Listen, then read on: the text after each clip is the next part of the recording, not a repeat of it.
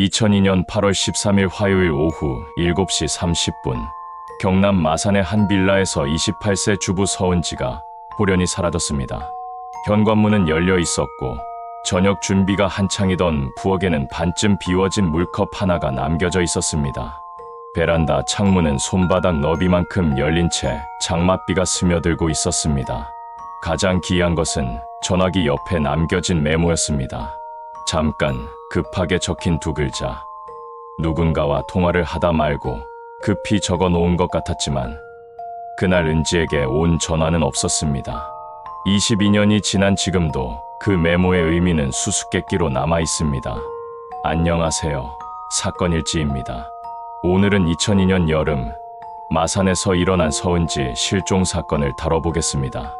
완벽한 알리바이, 의문의 증거들, 그리고 테이프 속에서 들려온 제3자의 숨소리까지 미제로 남은 22년간의 기록을 함께 살펴보겠습니다.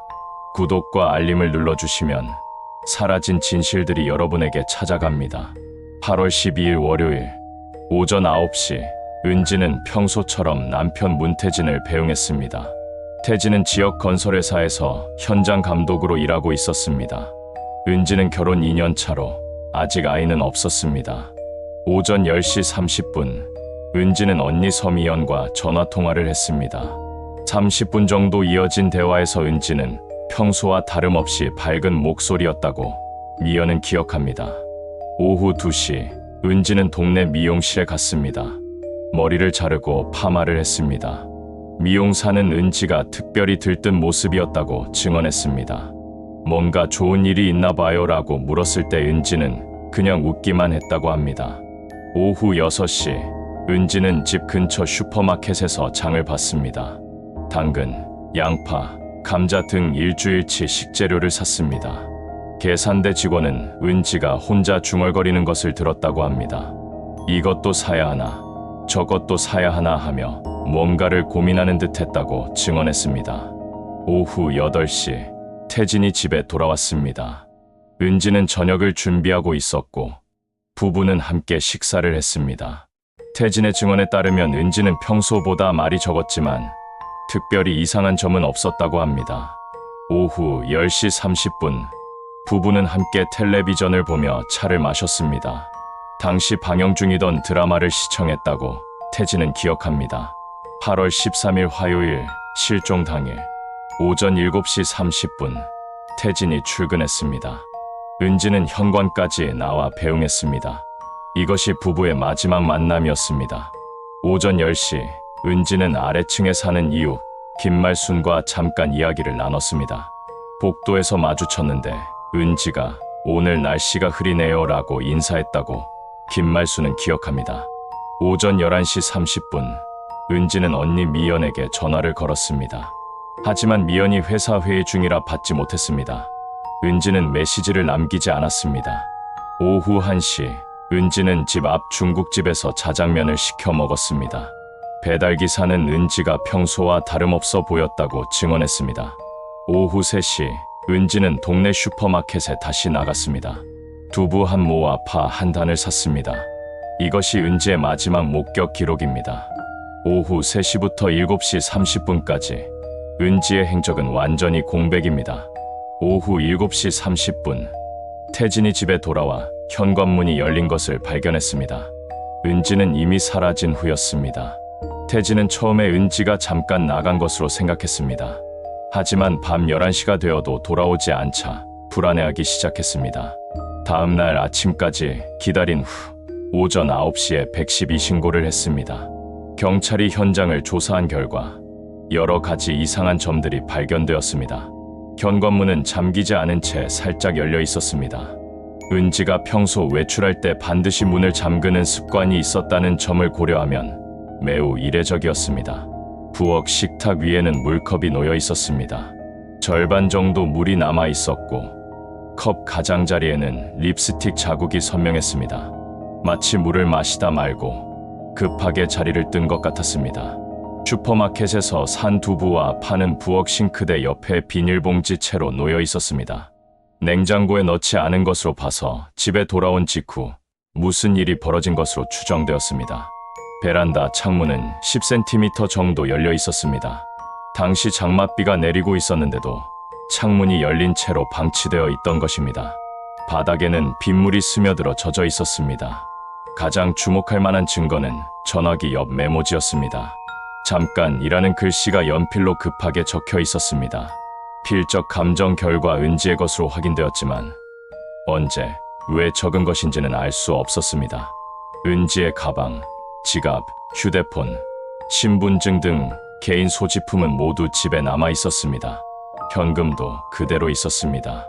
외출한 것이라면 최소한의 소지품도 가져가지 않은 셈입니다. 경찰의 수사는 자연스럽게 남편 태진에게 집중되었습니다.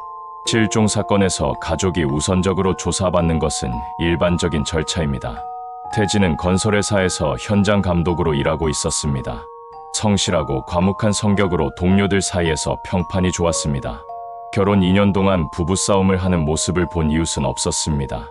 하지만 태진의 행동에는 의문스러운 점이 있었습니다. 아내가 사라진 다음 날에도 평소처럼 출근한 것입니다. 112 신고를 한 것도 하루가 지나서였습니다. 일반적으로 가족이 실종되면 즉시 찾아다니거나 신고하는 것과는 대조적이었습니다. 이웃들은 태진의 침착한 반응을 이상하게 여겼습니다. 김말수는 아내가 없어졌는데 어떻게 그렇게 차분할 수가 있느냐며 의심스러워했습니다. 다른 이웃들도 비슷한 반응을 보였습니다. 경찰은 태진의 알리바이를 철저히 조사했습니다. 그 결과 그의 진술은 완벽하게 뒷받침되었습니다. 8월 13일 오전 7시 30분 집을 나선 태진은 오전 8시에 회사에 도착했습니다. 회사 출입 기록과 동료들의 증언이 일치했습니다. 오전 9시부터 오후 6시까지 태진은 건설 현장에 있었습니다. 현장 작업자 10여 명이 이를 증언했습니다. 특히 오후 3시부터 5시까지는 중요한 회의가 있었는데 회의록에도 태진의 발언이 기록되어 있었습니다. 오후 6시부터 7시까지 태진은 동료 이연수와 함께 회사에서 야근을 했습니다. 이연수는 태진이 계속 옆자리에 있었다고 증언했습니다. 오후 7시 10분 태진은 회사를 나섰고 오후 7시 30분 집에 도착했습니다. 이 시간 동안에 이동 경로도 교통카메라에 포착되었습니다. 결국 태진이 은지를 해칠 수 있었던 시간은 전혀 없었습니다. 그의 알리바이는 완벽했습니다. 은지의 실종 소식이 알려지자 대규모 수색 작업이 시작되었습니다. 경찰과 소방서, 민방위대원 등 200여 명이 투입되었습니다. 수색 범위는 은지가 살던 빌라 반경 5km 지역이었습니다. 야산과 하천, 공원, 폐건물 등을 샅샅이 뒤졌습니다. 수색견도 동원되었지만 특별한 단서는 발견되지 않았습니다. 항구 도시인 마산의 특성상 바다 수색도 실시되었습니다. 해양경찰과 잠수사들이 연안 지역을 수색했지만 역시 소득이 없었습니다. 언론의 관심도 뜨거웠습니다. 지역 신문과 방송에서 연일 보도했고 전국 뉴스에도 몇 차례 소개되었습니다. 28세 신혼부인 흔적 없이 사라져 현관문 열린 채 남편만 홀로 같은 제목의 기사들이 쏟아졌습니다. 하지만 언론 보도가 오히려 태진에게는 독이 되었습니다. 일부 기사에서 남편의 이상한 행동이나 완벽한 알리바이의 함정 같은 추측성 내용을 다뤘기 때문입니다. 태진은 이웃들의 시선과 언론의 관심에 시달려야 했습니다. 은지의 언니 서미연은 동생의 실종 소식을 듣고 즉시 마산으로 달려왔습니다. 미연은 은지가 평소 계획 없이 어디 갈 사람이 아니다며 사건에 연루되었을 가능성을 제기했습니다. 미연과 태진 사이에는 미묘한 긴장이 흘렀습니다. 미연은 태진의 침착한 반응을 못마땅해 했고 태진은 의심받는 것에 스트레스를 받았습니다. 은지는 어릴 때부터 무엇이든 계획을 세워서 움직이는 아이였어요. 갑자기 사라진다는 것은 상상할 수 없어요. 미연의 증언입니다. 태진의 어머니도 큰 충격을 받았습니다. 며느리를 끔찍이 아꼈던 그녀는 은지의 실종 이후 몸져누웠습니다. 우리 은지가 어디 갔을까? 무슨 일이 생긴 걸까 하며 매일 울었다고 합니다. 은지의 부모는 이미 세상을 떠난 상태였습니다. 언니 미연만이 유일한 혈육이었습니다. 미연은 회사를 그만두고 은지를 찾는 일에 매달렸습니다. 3개월간의 집중 수사 끝에 경찰은 특별한 단서를 찾지 못했습니다. 목격자도 없고 물증도 없고 동기도 불분명했습니다. 사건은 미제 상태로 1차 수사가 종료되었습니다. 하지만 몇 가지 의문점들이 남아 있었습니다. 첫째, 은지는 왜 문을 잠그지 않았을까요?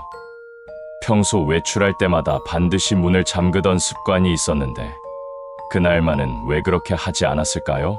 둘째, 잠깐 메모의 정체는 무엇일까요? 누군가와 통화를 하다가 급하게 적은 것 같지만 그날 은지에게 온 전화는 없었습니다. 셋째, 베란다 창문은 왜 열려 있었을까요? 비가 오는데도 창문을 열어둘 이유가 있었을까요? 넷째, 은지는 왜 아무것도 가져가지 않았을까요? 외출한다면 최소한 지갑이나 열쇠라도 가져갔을 텐데요. 이런 의문들은 해결되지 않은 채 시간이 흘러갔습니다. 2003년 9월, 실종 1년여가 지난 시점에서 충격적인 발견이 있었습니다. 태진의 어머니가 자신의 집 마당을 청소하다가 이상한 물건을 발견한 것입니다. 마당 한쪽 화단에 반쯤 묻혀있던 작은 열쇠고리였습니다. 크기는 엄지손가락만 하고 낡은 가죽 소재였습니다. 그런데 그 열쇠고리에는 EJ라는 글자가 새겨져 있었습니다. 서은지의 이니셜이었습니다. 태진의 어머니는 며느리가 사용하던 것 같다고 했습니다. 하지만 확실하지는 않다고 했습니다. 은지와 함께 산 적도 없고 자세히 본 기억도 없다는 것이었습니다. 언니 미연도 비슷한 반응이었습니다. 비슷한 것을 본 것 같기도 하고 아닌 것 같기도 하다며 애매한 입장을 보였습니다. 문제는 그 열쇠고리가 발견된 장소였습니다. 태진의 어머니 집은 은지가 실종된 빌라에서 차로 20분 거리에 있었습니다. 은지가 평소 시어머니 집을 자주 방문하지 않았다는 것을 아는 사람들은 의심스러워했습니다. 은지가 시어머니 집을 그렇게 자주 가지는 않았어요. 명절이나 특별한 날에만 갔죠. 미연의 증언입니다. 그렇다면 그 열쇠고리는 어떻게 시어머니 집 마당에 있었던 것일까요? 은지가 직접 떨어뜨린 것일까요? 아니면 누군가 의도적으로 가져다 놓은 것일까요? 열쇠고리의 발견으로 사건은 다시 수면 위로 떠올랐습니다. 경찰은 재수사에 착수했고 언론의 관심도 다시 집중되었습니다. 이번에는 태진의 어머니도 조사 대상이 되었습니다. 혹시 며느리와 갈등이 있었던 것은 아닌지, 사건 당일 어디에 있었는지 등이 조사되었습니다. 하지만 태진의 어머니는 그날 동네 경로당에서 다른 할머니들과 함께 있었습니다. 오후 1시부터 6시까지 화투를 쳤다는 것이 여러 사람의 증언으로 확인되었습니다. 태진도 다시 한번 조사를 받았습니다. 혹시 어머니와 공모했을 가능성은 없는지, 열쇠고리를 심어 놓은 것은 아닌지 등이 의심받았습니다. 하지만 태진의 알리바이는 여전히 완벽했습니다. 그리고 열쇠고리가 언제부터 그곳에 있었는지도 확인할 방법이 없었습니다. 감정 결과 그 열쇠고리에서는 특별한 증거가 발견되지 않았습니다. 지문은 오래된 것들만 일부 검출되었고 그마저도 식별이 불가능했습니다.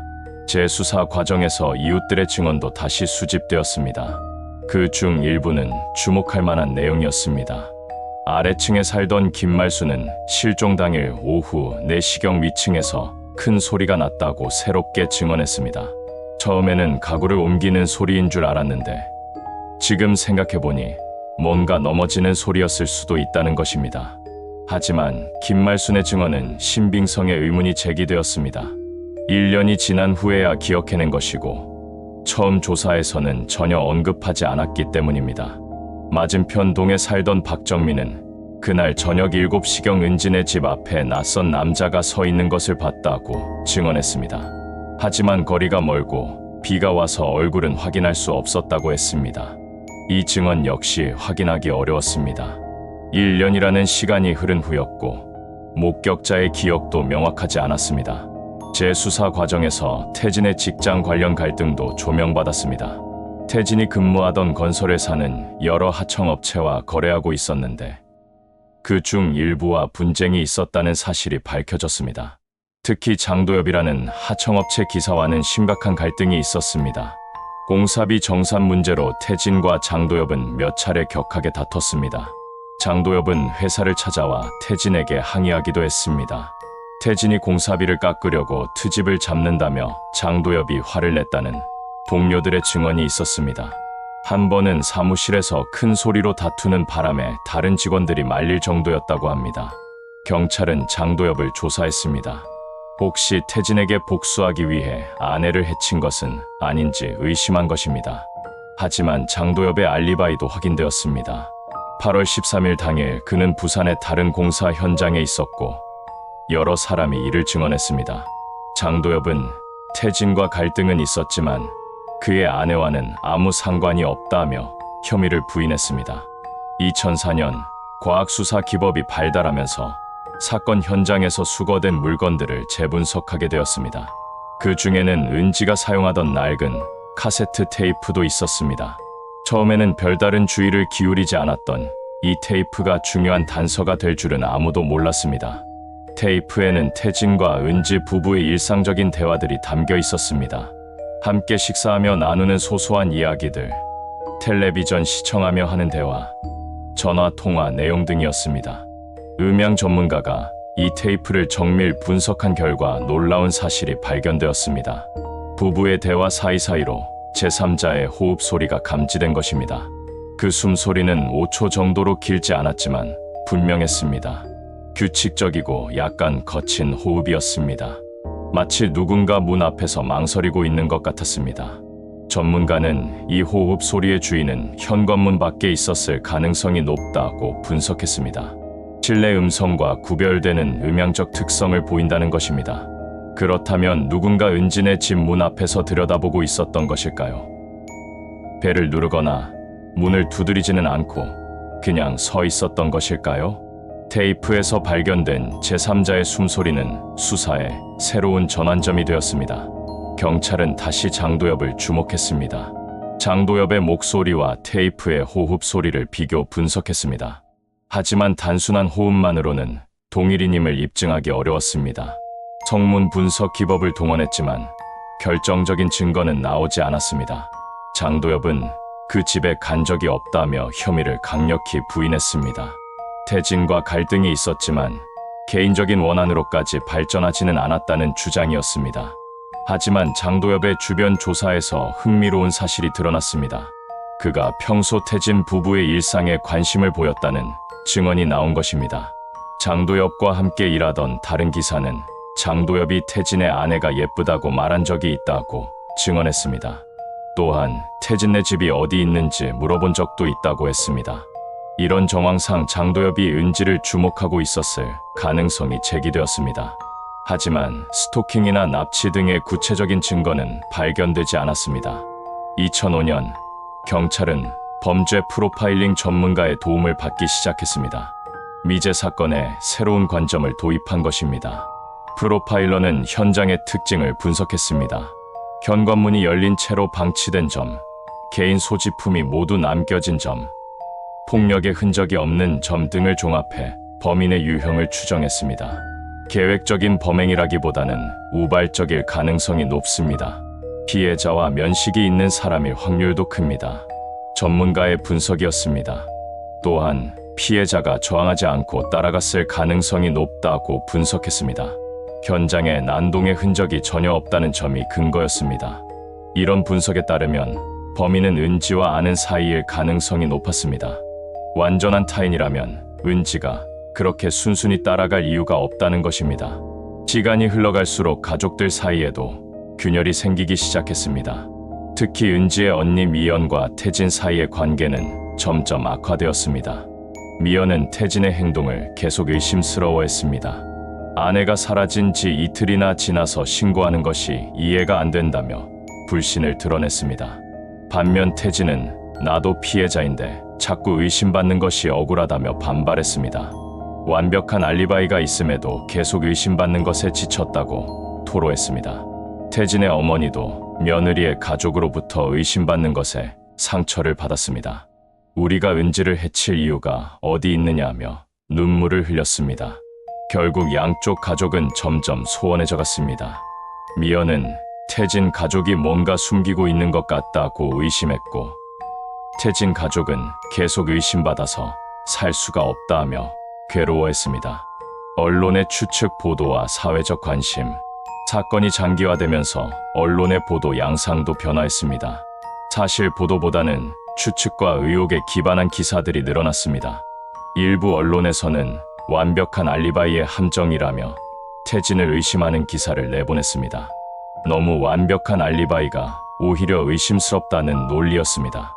또 다른 매체에서는 시어머니 집에서 발견된 열쇠고리의 진실이라며 태진의 어머니를 주목하는 보도를 했습니다. 이런 보도들은 사실보다는 흥미 위주였습니다. 명확한 증거 없이 추측만으로 의혹을 제기하는 경우가 많았습니다. 태진과 그의 가족은 언론의 관심이 부담스러웠습니다. 사실이 아닌 추측 기사들 때문에 더 힘들다며 호소했습니다. 반면 일부 시민들은 사건에 지속적인 관심을 보였습니다. 인터넷 커뮤니티에서는 사건을 분석하고 토론하는 글들이 꾸준히 올라왔습니다. 목격자들의 혼재된 증언, 시간이 지나면서 새로운 목격자들이 나타나기 시작했습니다. 하지만 이들의 증언은 일관성이 없었고 신빙성도 의문스러웠습니다. 한 상인은 실종 당일 오후 5시경 은지와 비슷한 여자가 낯선 남자와 함께 걸어가는 것을 봤다고 주장했습니다. 하지만 거리가 멀어서 얼굴은 확인할 수 없었다고 했습니다. 다른 목격자는 그날 밤 10시경 은진의 집 근처에서 여자 비명소리를 들었다고 증언했습니다. 하지만 당시에는 신경 쓰지 않았다가 나중에야 생각난 것이라고 했습니다.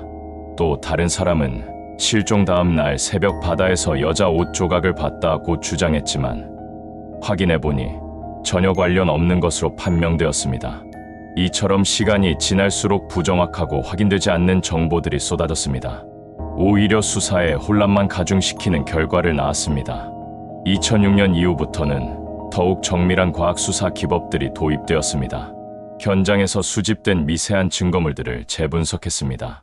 은지가 입었던 옷에서 발견된 섬유 조각들을 분석했지만 특별한 단서는 나오지 않았습니다. 집 안에서 채취한 지문들도 가족과 지인들의 것뿐이었습니다. 테이프 속 제3자의 호흡 소리에 대해서도 더욱 정밀한 분석을 시도했습니다. 성별, 연령대, 신체 조건 등을 추정해봤지만 명확한 결론은 나오지 않았습니다. DNA 분석 기법도 적용되었습니다. 현장에서 발견된 머리카락 한 올에서 DNA를 추출했지만 결과는 은지 본인의 것이었습니다. 과학수사의 발달에도 불구하고 이 사건은 여전히 수수께끼로 남아있었습니다. 결정적인 물적 증거가 전혀 없었기 때문입니다. 사건의 사회적 파장, 서은지 실종 사건은 당시 사회에 여러 가지 화두를 던졌습니다. 특히 가정폭력과 여성 안전 문제에 대한 관심이 높아졌습니다. 여성단체들은 가정 내에서 여성이 사라져도 제대로 수사받지 못하는 것 아니냐며 문제를 제기했습니다. 초기 수사에서 남편을 의심하는 것에만 집중했다는 비판이었습니다. 반면 일부에서는 확실한 증거 없이 가족을 의심하는 것도 문제라며 반박했습니다. 태진처럼 완벽한 알리바이가 있는 경우에도 계속 의심받는 것이 부당하다는 주장이었습니다. 사건은 또한 미제 사건, 수사 시스템의 문제점도 드러냈습니다. 초기 골든타임을 놓치면 사건 해결이 극도로 어려워진다는 것이 다시 한번 확인되었습니다.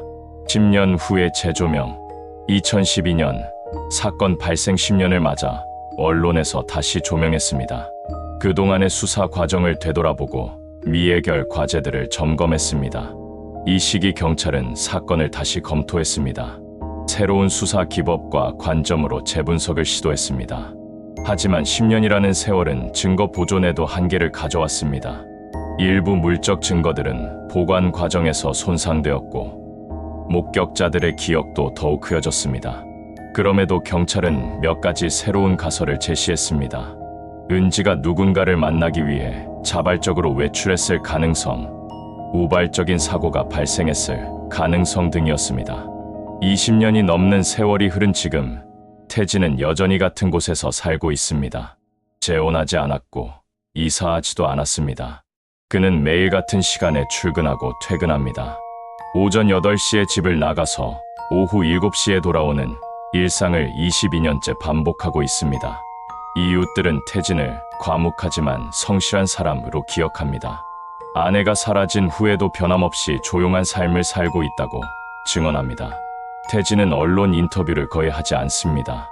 가끔 기자들이 찾아와도 할 말이 없다며 짧게 답할 뿐입니다. 주변 사람들은 태진이 여전히 아내의 귀환을 기다리고 있는 것 같다고 말합니다. 집 안의 은지 물건들을 그대로 보관하고 있다는 증언도 있습니다. 은지의 언니 서미연은 현재 서울에서 살고 있습니다. 결혼해서 자녀도 있지만 여전히 동생을 그리워합니다. 미연은 매년 은지의 생일과 실종일에 마산을 찾습니다. 동생이 살던 빌라 앞에서 추도하는 것이 연례 행사가 되었습니다. 20년이 넘었지만 동생이 어디 있는지, 무슨 일을 당한 건지 모르겠어요. 그냥 한 번만이라도 만날 수 있었으면 좋겠어요. 미연의 인터뷰입니다. 미연은 지금도 가끔 태진과 연락합니다.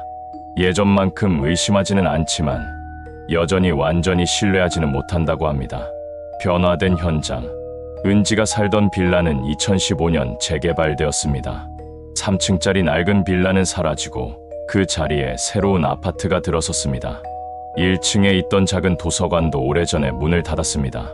그 자리에는 지금 편의점이 들어서 있습니다. 동네 상권도 많이 바뀌었습니다. 은지가 자주 가던 슈퍼마켓은 대형마트로 바뀌었고 미용실도 다른 곳으로 이전했습니다. 옛 흔적들이 하나둘씩 사라져가면서 사건도 점점 사람들의 기억에서 멀어지고 있습니다. 미제 사건으로서의 의미. 서은지 실종 사건은 한국 미제 사건사에서 특별한 위치를 차지합니다. 명확한 용의자도 확실한 증거도 뚜렷한 동기도 없는 완전한 미스터리이기 때문입니다. 사건의 특이점은 범죄의 흔적이 전혀 없다는 것입니다. 폭력의 증거도 강제 연행의 흔적도 금품 탈취의 목적도 찾을 수 없습니다. 또한 모든 관련자들의 알리바이가 완벽하다는 점도 특이합니다. 의심받았던 남편 태진, 시어머니, 갈등 관계에 있던 장도혁까지 모두 확실한 알리바이가 있었습니다. 이런 특성 때문에 이 사건은 범죄학자들과 수사 전문가들 사이에서도 관심의 대상이 되었습니다. 완전 범죄의 사례로 연구되기도 했습니다. 22년이 지난 지금도 몇 가지 핵심 의문들은 해결되지 않았습니다. 첫째, 잠깐 메모의 정체입니다. 은지가 왜, 언제, 누구를 위해 이 메모를 남긴 것일까요? 둘째, 시어머니 집에서 발견된 열쇠고리입니다. 정말 은지의 것이었을까요? 누가, 언제, 왜 그곳에 가져다 놓은 것일까요? 셋째, 테이프 속의 제3자 호흡 소리입니다. 누가 은지네 집 문 앞에서 망설이고 있었던 것일까요? 넷째, 은지는 어디로, 왜 사라진 것일까요? 살아있다면 어디에 있을까요? 이미 세상을 떠났다면 어떻게 된 것일까요? 이 모든 질문들에 대한 답은 여전히 바람 속에 있습니다.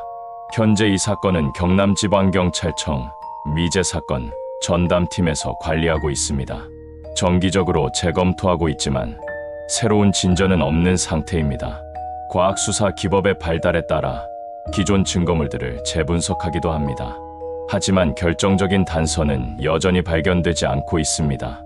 경찰은 언제든 새로운 제보나 증거가 나오면 즉시 수사에 착수할 준비가 되어 있다고 밝히고 있습니다. 태진은 여전히 조용한 삶을 살고 있습니다. 그는 은지가 언젠가 돌아올 것이라고 믿는다고 주변 사람들에게 말하곤 합니다. 은지의 언니 미연은 진실이 밝혀지는 것보다는 동생이 어디 있는지 알고 싶다고 말합니다. 생사 확인만이라도 되었으면 하는 것이 가장 간절한 바람입니다. 태진의 어머니는 2018년 세상을 떠났습니다. 며느리의 소식을 끝까지 듣지 못한 채였습니다. 서은지 실종 사건이 우리에게 던지는 메시지는 무엇일까요? 첫째, 미제 사건에 대한 지속적인 관심의 중요성입니다. 시간이 흘러도 포기하지 않는 수사 의지가 필요합니다. 둘째, 가족과 지인들의 고통에 대한 이해입니다. 실종자 가족들이 겪는 정신적 고통은 상상을 초월합니다. 셋째, 성급한 판단과 추측의 위험성입니다. 확실한 증거 없이 누군가를 의심하는 것이 얼마나 큰 상처를 줄 수 있는지 보여줍니다. 넷째, 여성 안전에 대한 사회적 관심의 필요성입니다. 언제 어디서든 일어날 수 있는 일이라는 경각심을 갖게 합니다. 22년 전 그날 밤, 마산의 한 빌라에서 무슨 일이 벌어진 것일까요? 서은지는 정말 어디로 간 것일까요? 반쯤 비워진 물컵, 열린 현관문, 잠깐 이라 적힌 메모, 시어머니, 집에서 발견된 열쇠고리, 테이프 속의 제3자 호흡 소리. 이 모든 단서들이 가리키는 진실은 무엇일까요? 아마도 언젠가는 답을 찾을 수 있을 것입니다. 새로운 증거가 나타날 수도 있고 누군가 진실을 털어놓을 수도 있습니다. 혹은 은지 본인이 어딘가에서 돌아올 수도 있습니다. 그때까지 우리가 할 수 있는 일은 기억하는 것입니다. 서은지라는 한 사람이 이 세상에 있었다는 것을, 그녀를 사랑했던 사람들이 아직도 기다리고 있다는 것을 말입니다. 미제 사건은 끝나지 않은 이야기입니다. 마지막 페이지가 쓰이지 않은 소설과 같습니다. 언젠가 그 마지막 장이 완성되기를 바라며 오늘도 우리는 기다립니다. 지금까지 사건일지였습니다. 다음에도 잊혀져 가는 사건들을 기록하며 찾아뵙겠습니다. 시청해 주셔서 감사합니다.